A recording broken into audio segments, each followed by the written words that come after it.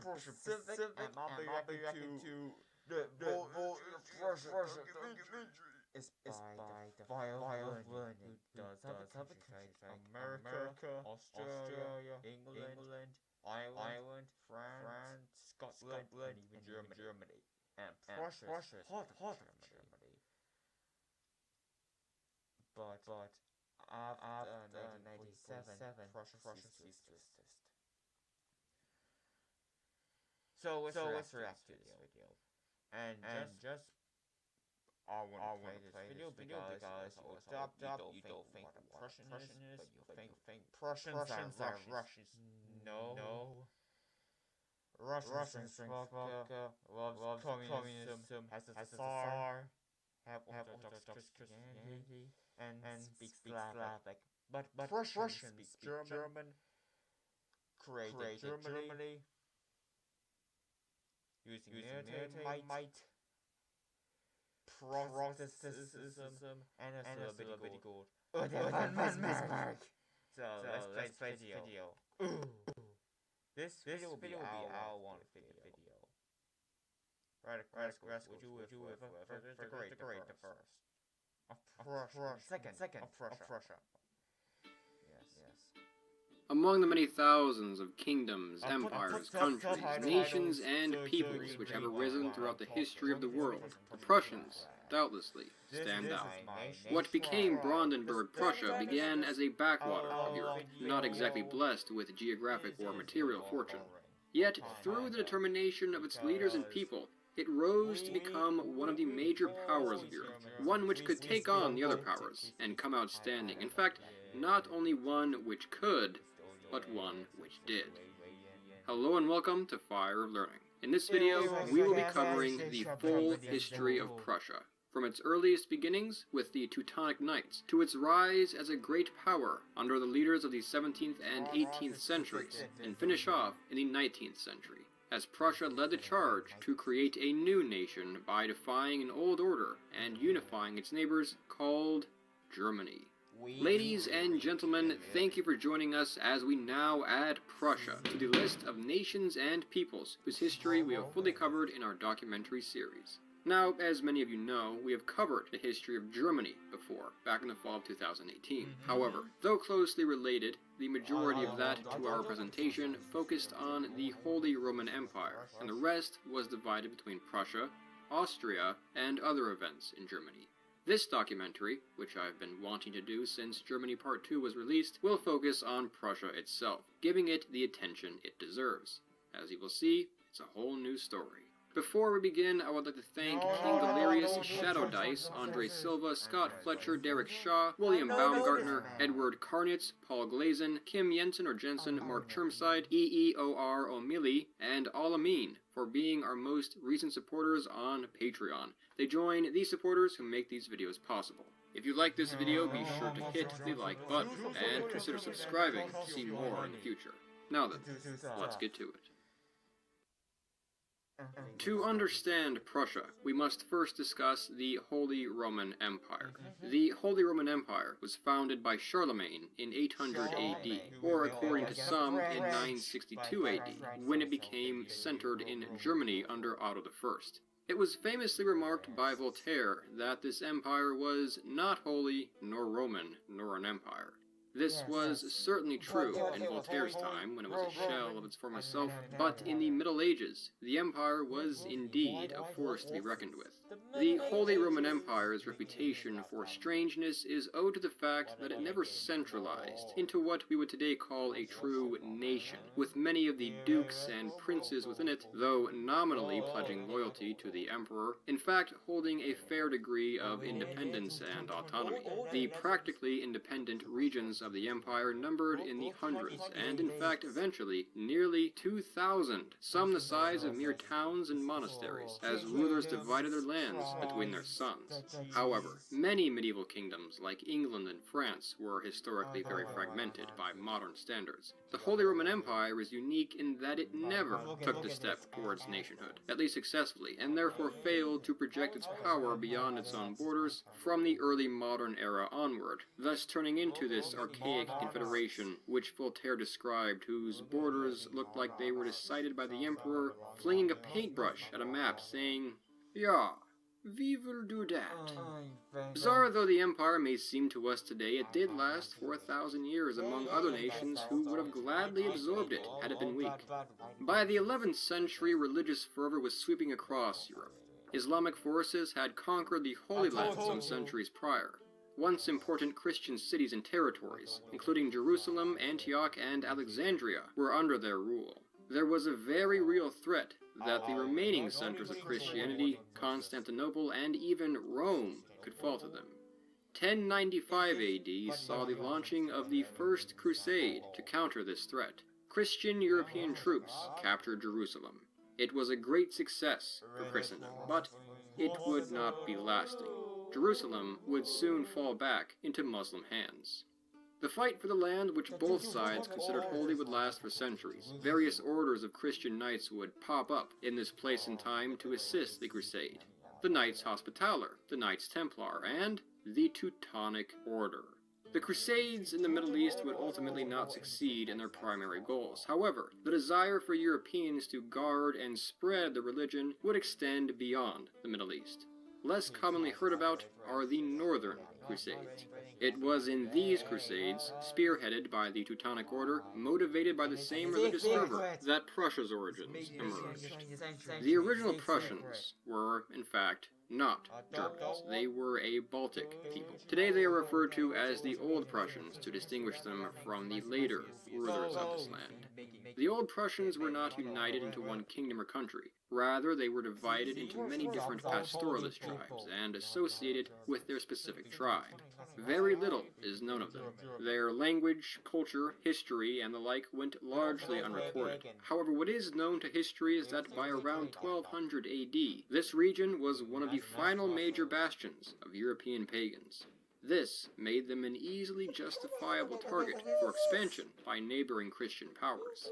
The region in which the Old Prussians and nearby groups lived was also strategically important, as it was a territory in between two competing Christian factions, the Catholic Church of the West and Orthodox Church of the East, which had diverged from each other a century and a half prior. Though the Germans had embarked on a quest to settle their east in this age, the first to attempt to expand into these lands was not the Holy Roman Emperor, but rather the Polish. Beginning in the 10th century, Polish leaders and missionaries moved into the region and were met with fierce resistance. Conflict between the Polish and Old Prussians would reoccur on and off for the next 3 centuries, with the Poles failing to subdue them. Attention to this pagan land grew over the centuries, eventually receiving the attention of the Pope himself. Though attempts had been made to Christianize and conquer the land for centuries, the Northern Crusades, an umbrella term for a number of crusades undertaken in the region, could be said to have begun in 1147 with the Windisch Crusade, held nearby. Eventually, the Pope equated the Crusades of the North to those in the East, offering many of these same rewards to the Crusaders, which encouraged participation. In 1198, the Livonian Crusade began as the Bishop of Riga, commanding the largely German Livonian Brothers of the Sword, attempted to conquer and convert nearby groups like the Livonians, Estonians, Curonians, and Semigalians. From 1209 to 1225, Conrad, the Polish Duke of Masovia, attempted to expand into Prussia on his own. He would found the short-lived Order of Knights to aid in his conquest, the Order of Dobrin, and was assisted in his quest to convert the Prussians by the Cistercian monks. Meanwhile, in 1192, in the city of Acre, the Orden der Brüder vom Deutschen Haus der Heiligen Maria in Jerusalem, or the Order of the Brothers of the German House of St. Mary in Jerusalem, better known simply as the Teutonic Order, was founded. Their function was to accommodate German crusaders to the Holy Land, guarding pilgrims, running hospitals, and this sort of thing.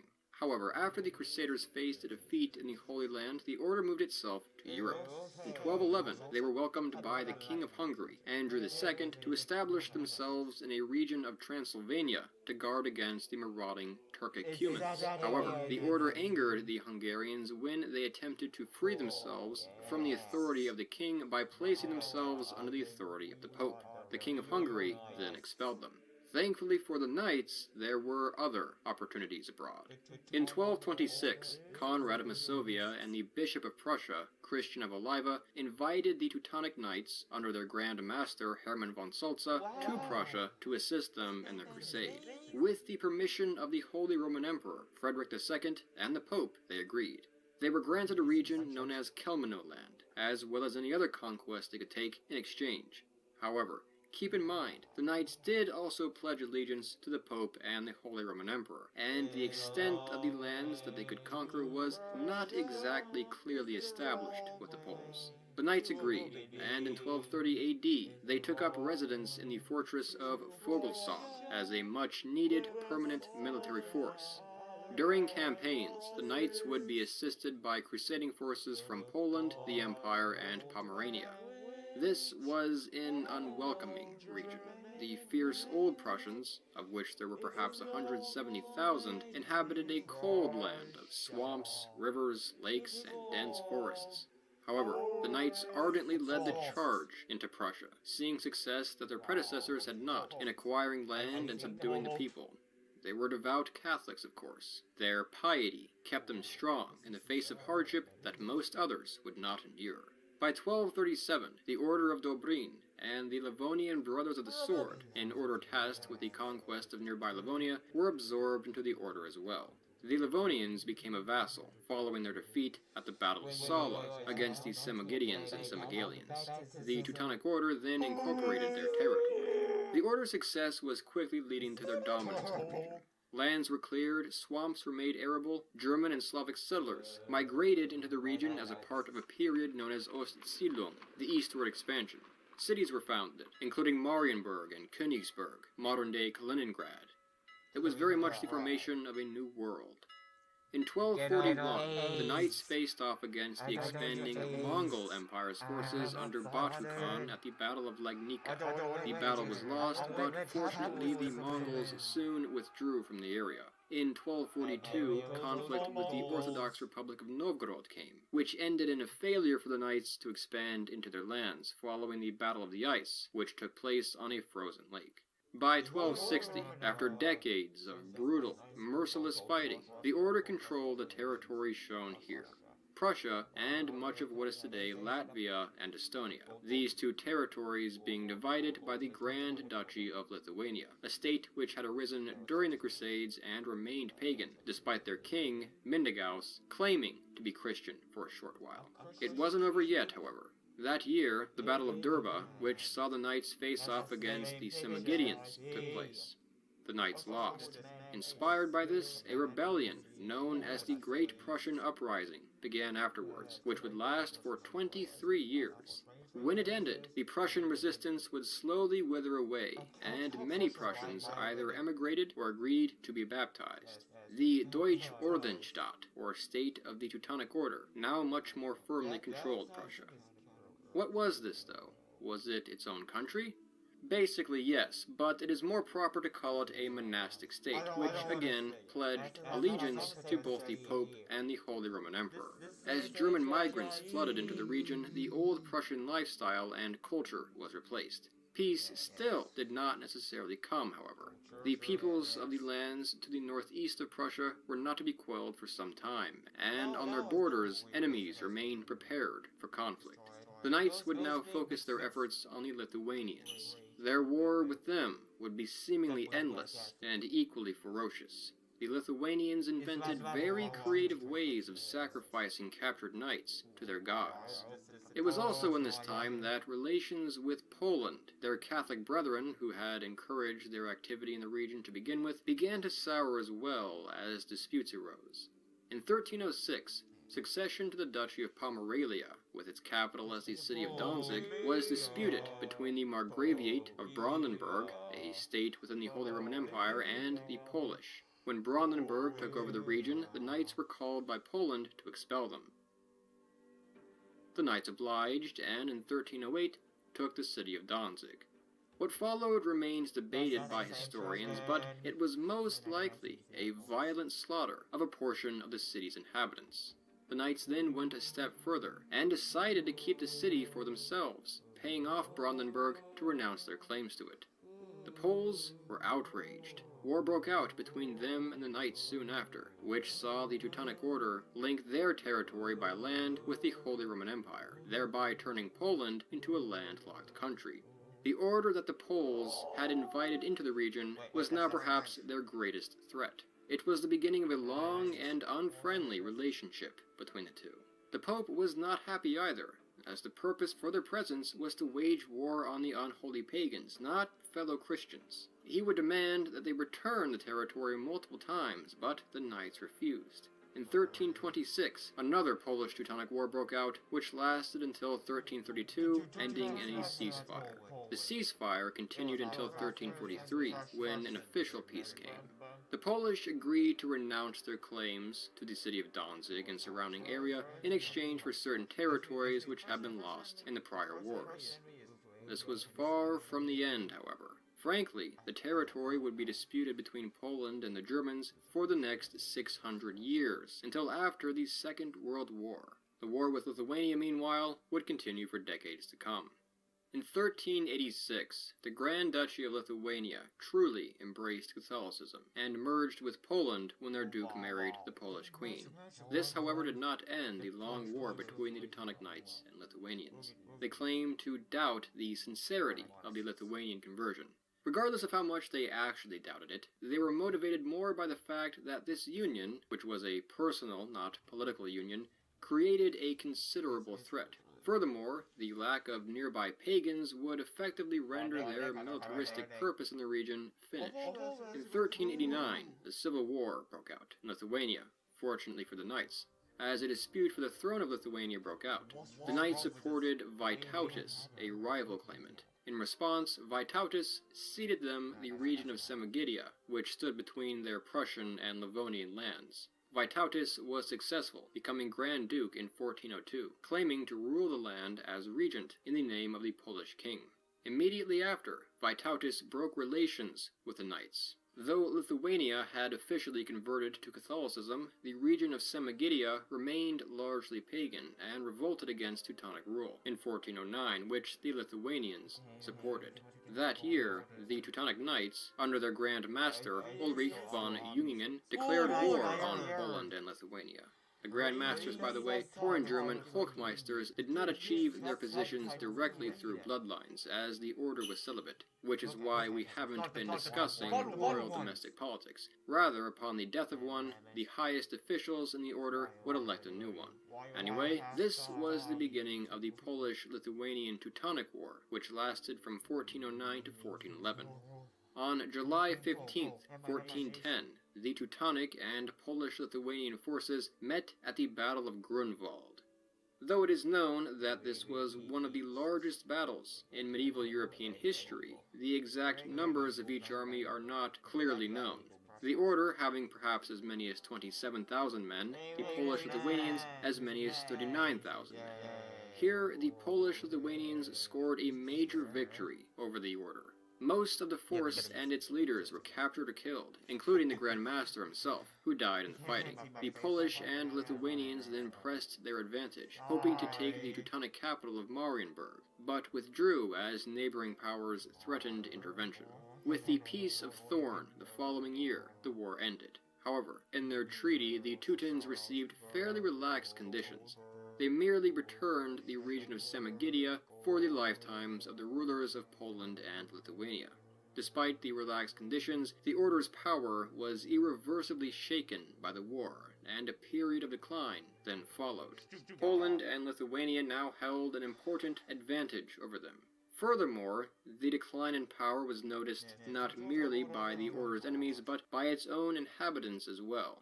In the coming decades, in response to increasing taxes, a lack of political representation, what was viewed as mismanagement, and 3 more failed wars against Poland, the Prussian people, again, by now, largely consisting of the descendants of German and Slavic settlers, would question the order's position of power.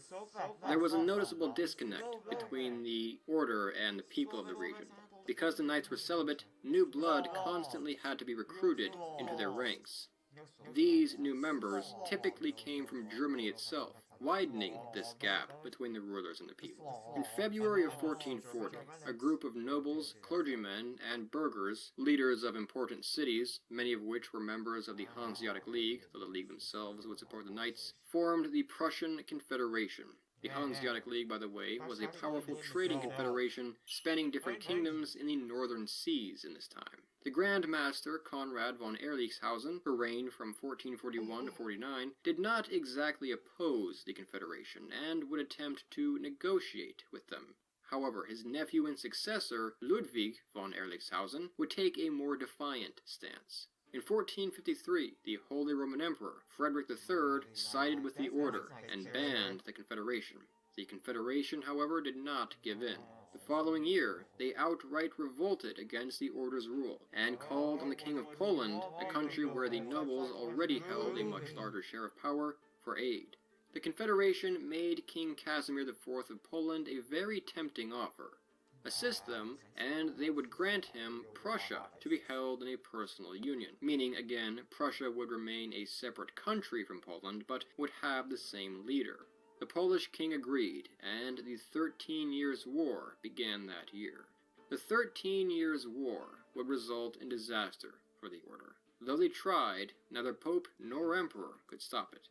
Finally, in October of 1466, the war came to a close with the second Peace of Thorn. The order did not face total defeat, but it was significant. Half of Prussia, the west, including the city of Danzig and their headquarters in Marienburg, was ceded to the Polish king. West Prussia became Royal Prussia. The Polish king then took the title of King of Prussia. The east remained under the rule of the order, but became a Polish fief. Livonia remained a vassal of the Knights, but enjoyed a fair amount of independence. The Knights would retain a fair amount of autonomy, and would challenge the Polish on a few more occasions. However, the result was important. It made the territory subject to the Polish king rather than the emperor, which would influence later events, although the emperor would continue to claim the order as his. Soon, Prussia would embark on a rather different course.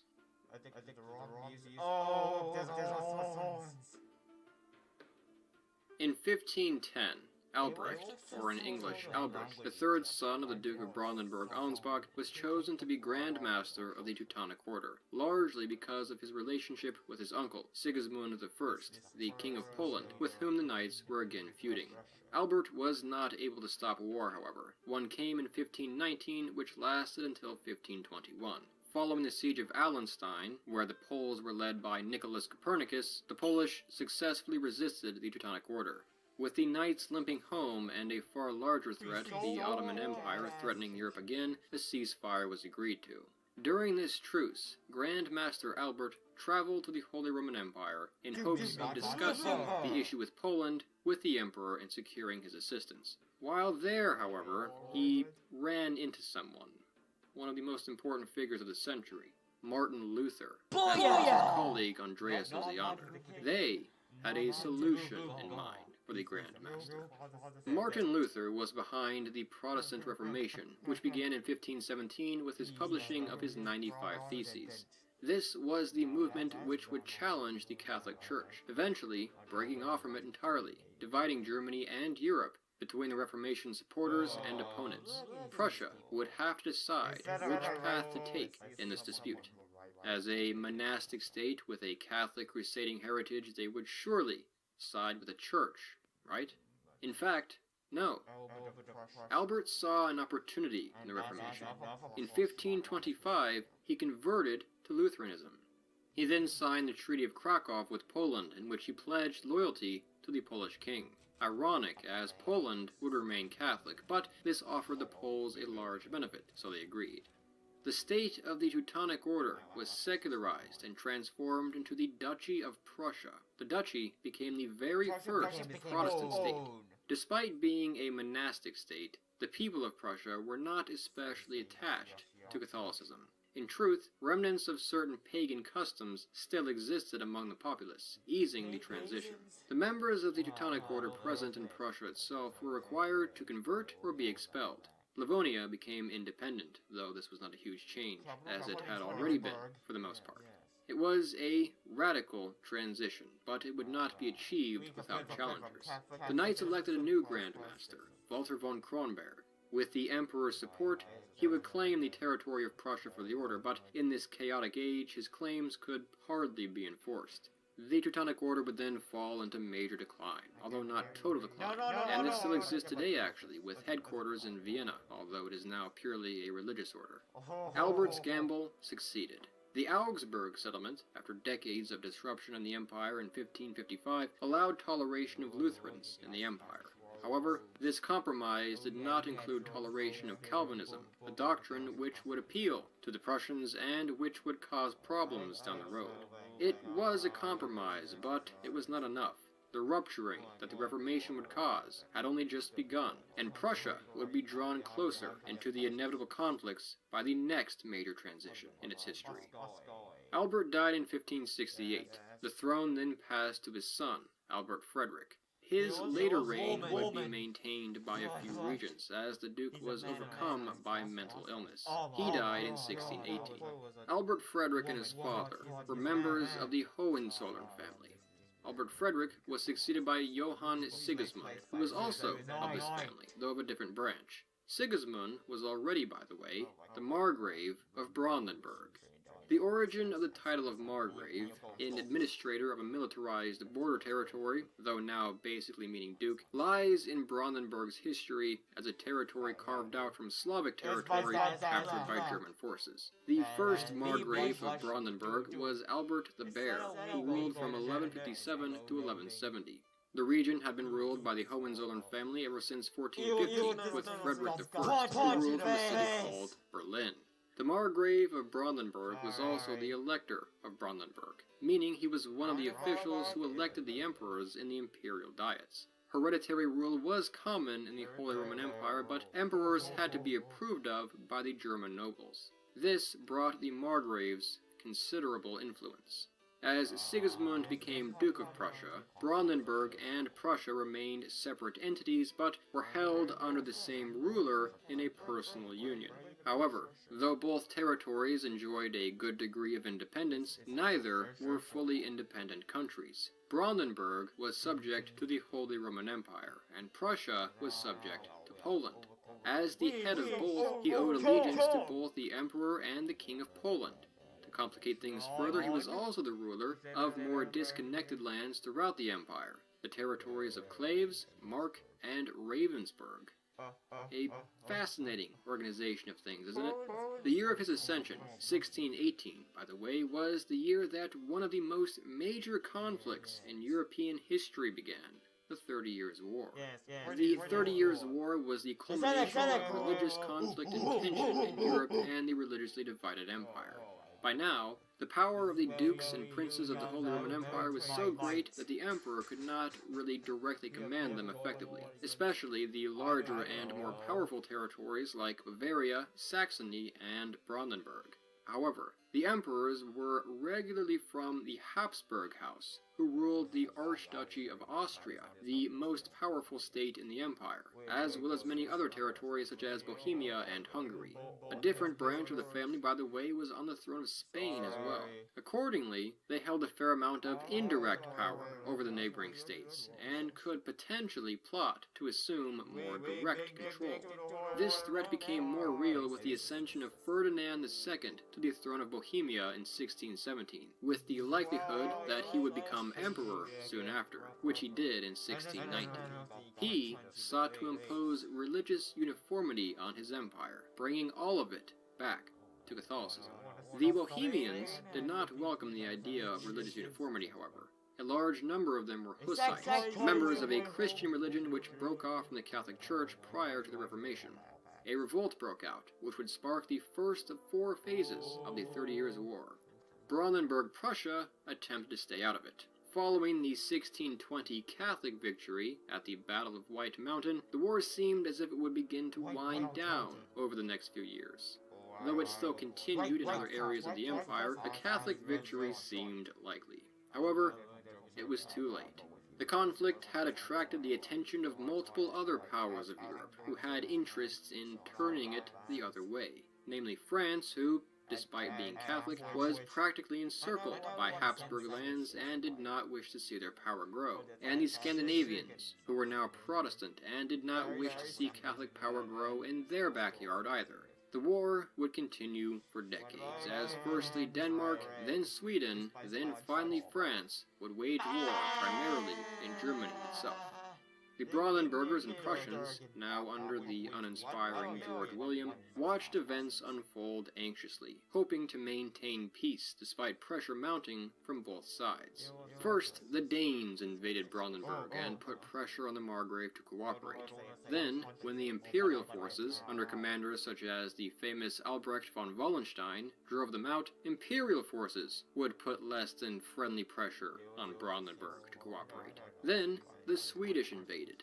The Swedes, under Gustavus Adolphus, who not only amassed near Brandenburg but controlled the Baltic Sea trade routes, bullied the Brandenburg Prussians into switching sides and giving them support, though the Prussians were, understandably, reluctant to directly intervene. Regardless, the war would ravage Brandenburg Prussia, specifically Brandenburg.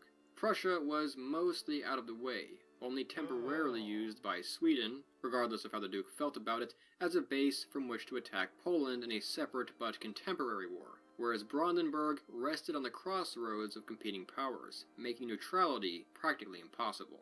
Villages and towns were destroyed. The population was devastated, perhaps being cut in half throughout the course of the war, with some areas losing even more. George William tried to hire mercenaries to spare Brandenburg from the onslaught, but then they turned on him and ravaged the country. Similar stories were heard across Germany. In 1640, George William died and was succeeded by his son, Frederick William. He was only 20, but it was already becoming clear that Frederick William would be a far more competent and successful ruler, eventually being known as Der große Kurfürst, the Great Elector. He would be responsible for not only strengthening, but in fact at this point, saving the Margraviate and Duchy, with a combination of administrative, military, and diplomatic talent. The war had taught the Prussians a very important lesson. Si vis pacem, para bellum. Let he who desires peace prepare for war. If it did not wish to be at the mercy of larger powers, Brandenburg Prussia would require a strong military. The Great Elector would begin to form a large and disciplined army, a process which would continue throughout his reign. However, for now, he would negotiate his domain success with clever diplomacy. When Frederick William ratified a treaty with the French and Swedes, the Swedes agreed to divide the Duchy of Pomerania with them. This would allow Brandenburg to escape its landlocked state. When the war finally ended in 1648, with the famous Treaty of Westphalia, Brandenburg did in fact receive these lands, as well as some lands from some other states in the empire, thus making it the second largest state in the empire, after the Habsburg domains. It was a remarkable reversal of affairs, though much more work would be required to truly revitalize the territory. The 30 Years' War was, in many ways, the last stand of the Holy Roman Emperor. The office would not be dissolved for over a century, but it became largely a ceremonial title, retaining a sense of power only because it was almost always held by the powerful Habsburgs. The hundreds of states of the empire, including Brandenburg, were now much more self-governing. Although, it is important to note that within these scattered Hohenzollern territories themselves, there was a degree of disunity as well, with nobility not always willing to cooperate with the Margrave. Frederick William would be harsh on his subordinates, trying to force their compliance. Another added benefit of the Peace of Westphalia was the recognition of Calvinism, a doctrine which, as mentioned, many Prussians, including the monarch, followed. As Brandenburg Prussia recovered, in 1655 the Second Northern War erupted. This war would see, among others, Poland, to whom Frederick William owed a degree of allegiance, face off against Sweden, with whom he had attempted to forge strong relations. As Prussia was bounced between sides, eventually the Poles struck a deal. From the Polish king, he obtained a very significant arrangement. The Duchy of Prussia would be released from its obligations to the Polish crown. It would, in effect, become an independent country. The war ended in 1660, and the deal between Prussia and Poland was retained. The Duchy of Prussia was now the sovereign country. In 1675, the Scanian War broke out as a consequence of the Franco-Dutch War between, of course, France and the Netherlands. Sweden had agreed with France to attack Brandenburg Prussia if it supported the Dutch, which it did. Sweden invaded, but at the Battle of Fehrbellin in June of that year, the Brandenburg Prussian force defeated them. It was a very minor battle, but was a sign of increasing Prussian power. The war ended in 1679, not amounting to much, as the Swedish began to reverse their losses to Brandenburg Prussia and their ally Denmark-Norway with French assistance. Brandenburg gained some small territory, but the war had been perhaps more important in that it helped establish the prestige of Brandenburg Prussia. The duchy, which had been kicked around not even a half-century prior, now commanded a large and disciplined military. Frederick William, now absolute ruler of Prussia, would strengthen his domain in other ways as well. He would emphasize trade and construct canals. In the Edict of Potsdam, he would offer Protestants expelled from places like France an opportunity to settle in Brandenburg Prussia. He would even try his hand at colonizing distant lands, establishing the Brandenburger Gold Coast in Africa in 1682. He died in 1688, remembered as the man who saved Brandenburg Prussia and laid before it a new destiny, which would have been totally unexpected before his rule. The throne went to his son, Frederick III. Frederick III, his son, and his grandson would continue in Frederick William's footsteps, each of them taking Prussia to a new level in their reigns. Frederick III became Duke in an age when a smaller number of major powers were beginning to dominate European politics, as opposed to the much more fragmented situation of past centuries. He sought to secure Prussia's future in this environment. In 1701, the most major of Louis XIV, the King of France's wars, began, the War of Spanish Succession. Frederick was prepared to enter the war on the imperial side against France, but first he asked something in exchange. Frederick III sought the title of king to elevate his and his domain's status. Frederick brought the question up with the Holy Roman Emperor Leopold. Apart from the King of the Germans and King of Bohemia, a Holy Roman leader could not be king, but a king of another country could be a leader of another Holy Roman territory.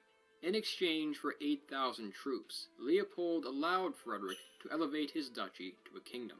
This had worked with the emperor. However, Frederick also had to avoid offending the Polish. Recall, of course, the Polish had ruled the western half of Prussia for centuries, and their monarch claimed the title of King of Prussia. To avoid a potential dispute, the title Frederick III claimed was not King of Prussia, but rather King in Prussia. He was crowned in 1701, becoming Frederick I. King Frederick I's reign was a mix of prosperity and harsh setbacks. He is remembered as a patron of the arts and science, who enhanced the power and prestige of Prussia. However, in 1708 in Prussia itself, an outbreak of plague killed around a third of the population. Brandenburg fared much better. He died in 1713 and was succeeded by his son, Friedrich Wilhelm, Frederick William I. Frederick William would be very different from his father in many ways, taking little interest in the arts, being frugal with his income, selling many of his father's luxurious items, and maintaining a strict Calvinist work ethic. Above all, he is remembered for his contributions to the military, which would earn him the moniker the Soldatenkönig, the Soldier King. Frederick William I became king in a time when the Great Northern War raged among Prussia's neighbors. His father had considered entering the war, but hadn't, due to a lack of support for it. In 1715, Frederick William intervened on the side of Russia, briefly attacking the Swedes and gaining a small amount of territory in Swedish Pomerania. The war ended in 1720. This, ironically, apart from the almost intervention in the War of Polish Succession from 1733 to 35, was the only war in which the Soldier King would participate, and he had given only minimal participation. He built Prussia's army up, making it one of the most prepared in Europe. The focus on the military was so great that Prussian culture did frankly revolve around it, with service in the military offering a great number of advantages and higher social status. But he was frugal with it. It stood by only in case of necessity. Frederick William also did much to improve the economy and administration of his territories, making his government very wealthy. He was a very accomplished leader, and by the end of his reign, his prudence and effort allowed Prussia to have an advantage over its neighbors, who suffered economically and militarily throughout the past several decades. But to whom would he leave this well-oiled machine? His son, Frederick, whom he viewed as a grave disappointment. The soldier king was a smart and disciplined man, but had a violent temper which he often took out on others around him, including his son, whom he frequently abused. His son Frederick was not living up to his father's expectations. Despite being raised in a strict militaristic environment, young Prince Frederick preferred to study things like music, literature, and philosophy. He took an interest in France and French culture and philosophy. His father, however, viewed these things as impractical distractions and hated the French. Their relationship was difficult. At one point, Frederick planned to flee to England. He was caught, however, and the outraged king threatened to execute Frederick for treason. The Holy Roman Emperor intervened, however, and persuaded Frederick William to let his son off, but his close companion, with whom he had fled and was possibly romantically involved, was executed in front of Frederick in November of 1630. Frederick William I died in 1640. He reconciled, to a degree, with his son before his death, though still no doubt was concerned that he might be leaving the kingdom in poor hands. He couldn't have known, however, how far his son would go. One day, he would be known as Der Grosse, the Great. The Great!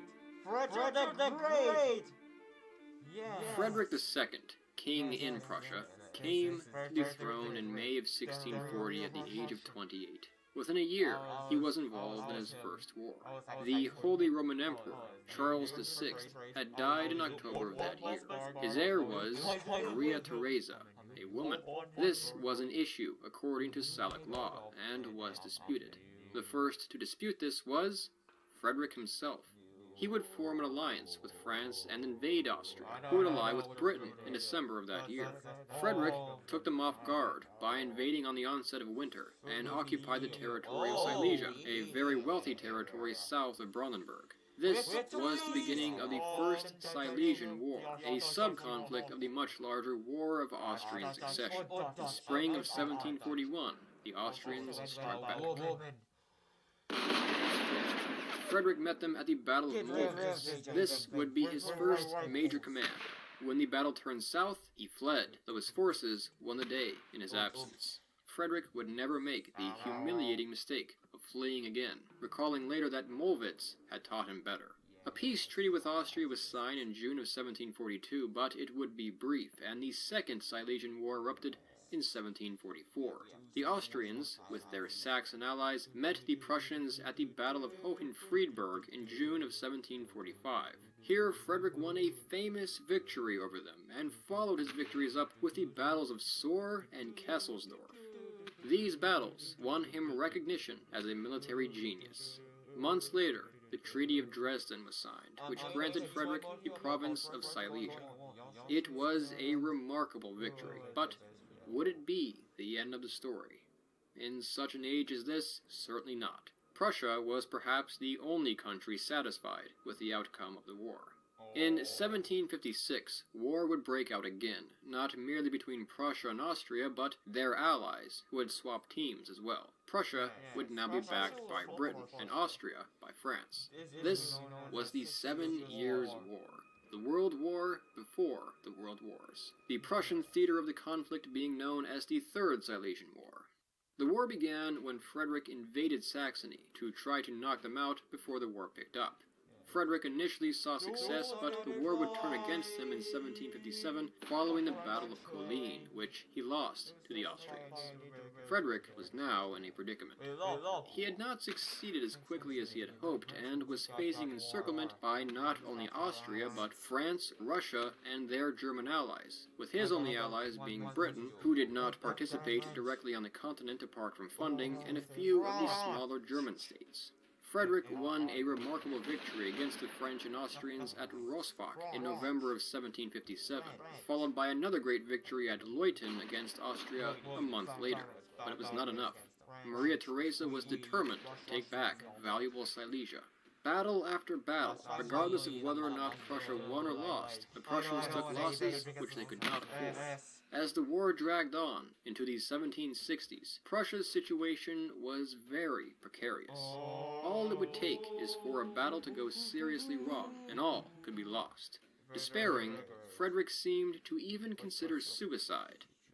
Then, in 1762, came a miracle. The miracle of the House of Brandenburg, as Frederick called it. Elizabeth, Empress of Russia, died. She was succeeded by Peter III, who was an avid admirer of Frederick. Russia then suddenly made peace and withdrew from the war. It was also in 1762 that France started to come to terms with the fact that they had lost the war to the British. In the Treaty of Hubertusburg in 1763, Prussia made peace. Its territory was restored to its pre-war borders.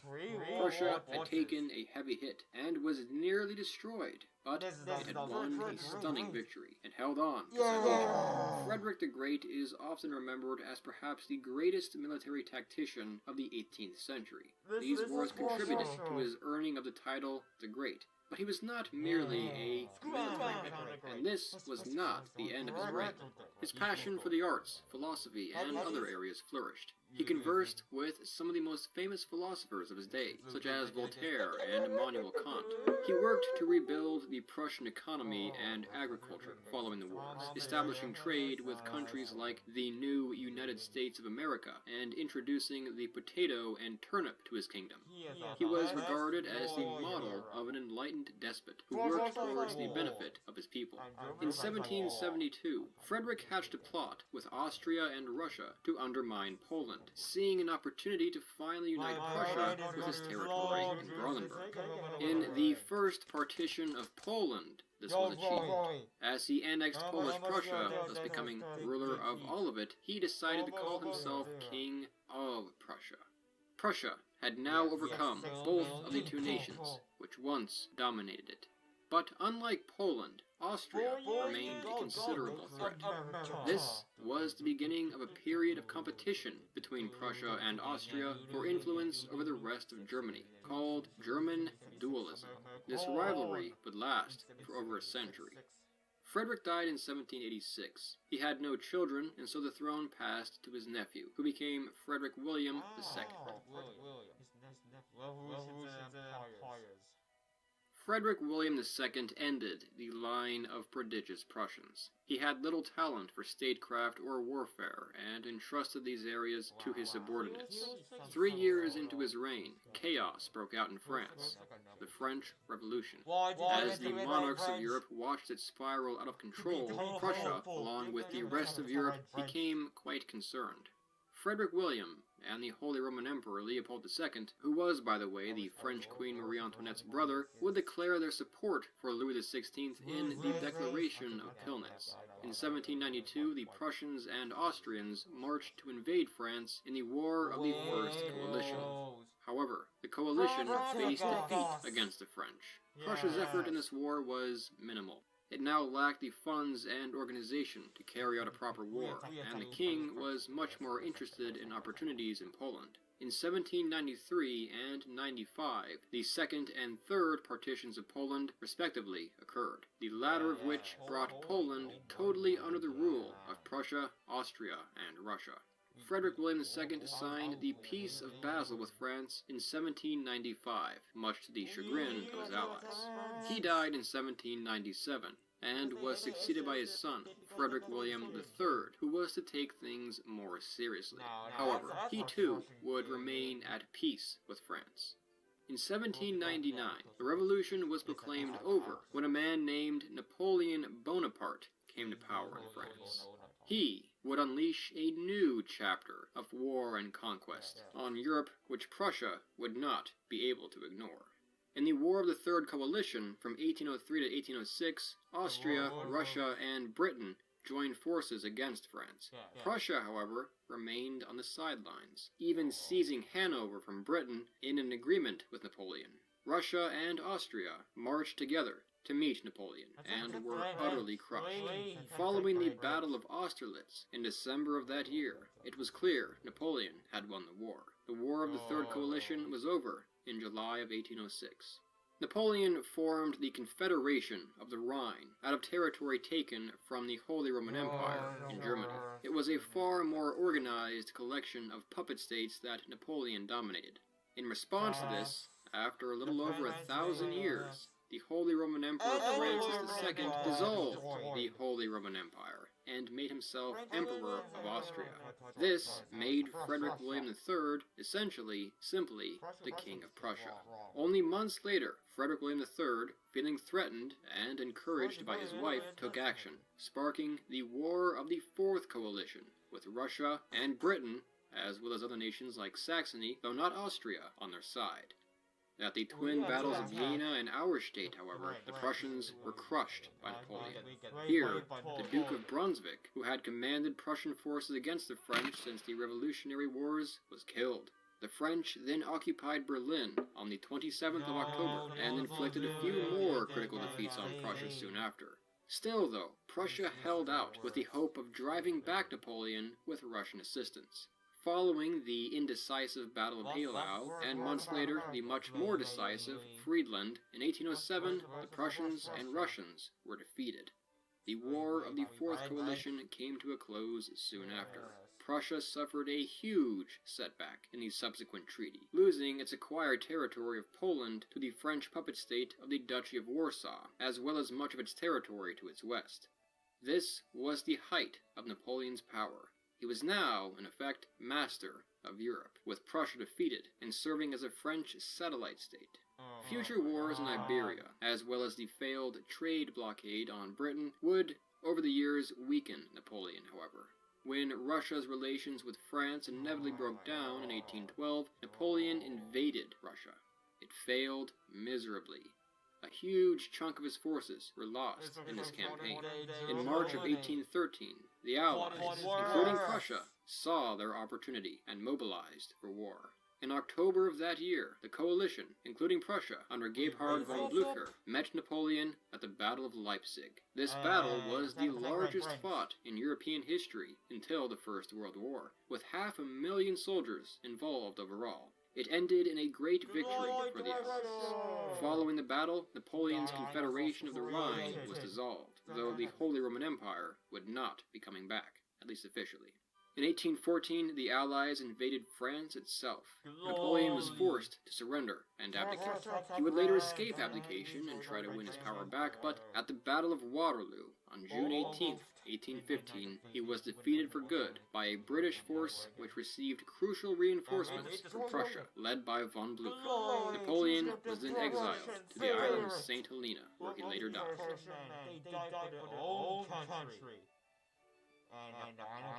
The end of the Napoleonic Wars marked the beginning of a new age not simply for Prussia, not simply for Germany, but all of Europe.